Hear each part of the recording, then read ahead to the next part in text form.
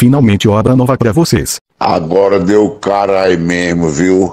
Mas antes de começar queria pedir a vocês o seu like e sua inscrição, que são muito importantes no crescimento do canal. Até porque, como vocês podem ver, tô passando fome.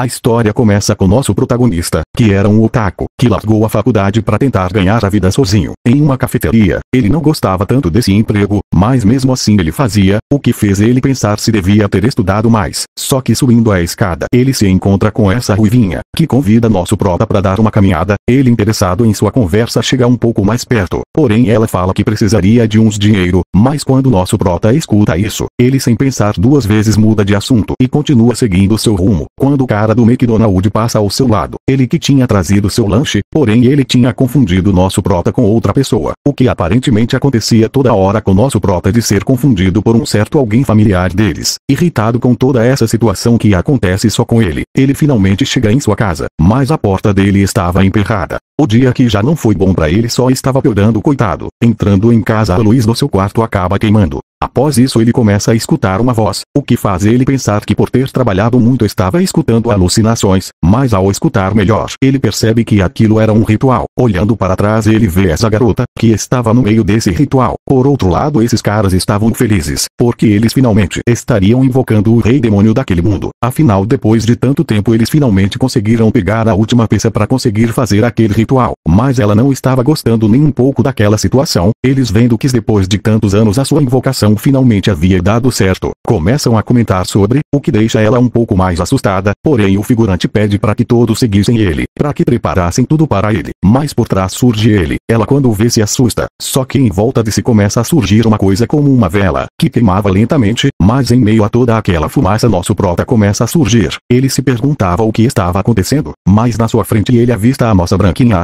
Ao ver ela naquela situação, ele remove a corda que estava amarrando, e a coloca sobre a parede, perguntando se ela estava bem, e ela se ajoelha para ele. Mas quando ele chega um pouco mais perto dela, ela desmaia, e um dos motivos para ter acontecido isso foi porque nosso prota consegue ver ela como um humano, só que ela o vê como rei demônio. Nosso prota tenta assumir um pouco da culpa do que tinha acabado de acontecer. Então, já que ela havia desmaiado, ele começa a tomar seu café, então se perguntava o porquê dela chamar ele de Lorde. Porém, enquanto estava pensando sobre, ele vê que ela só estava se fingindo de desmaiada, mas ele não liga para isso, e o oferece uma xícara de café. Só que na visão dela, aquilo era uma xícara cheia de lava. Ela pensa que é isso que os rei demônios fazem para sacrificar um aprendiz. Ele pede para que ela explicasse isso melhor a ele. Mas enquanto comentavam sobre isso, nosso prota percebe que o seu tempo havia acabado. Só que antes dele voltar para o outro mundo, ele ia dar uma ordem, de que aquele ainda não era o momento exato para fazer o ritual. Então ele pede para as pessoas ao redor levassem ela embora. E antes de sumir ele pede para que eles alimentassem ela bem. Mas ela fica feliz pela atuação de nosso protagonista. Só que ela vê que antes dela ir embora ele havia deixado aquela xícara de lava para ela. Ela não queria tomar aquilo de jeito nenhum, mas ela começa a pensar que o rei demônio gostava de cuidar de garotinhas.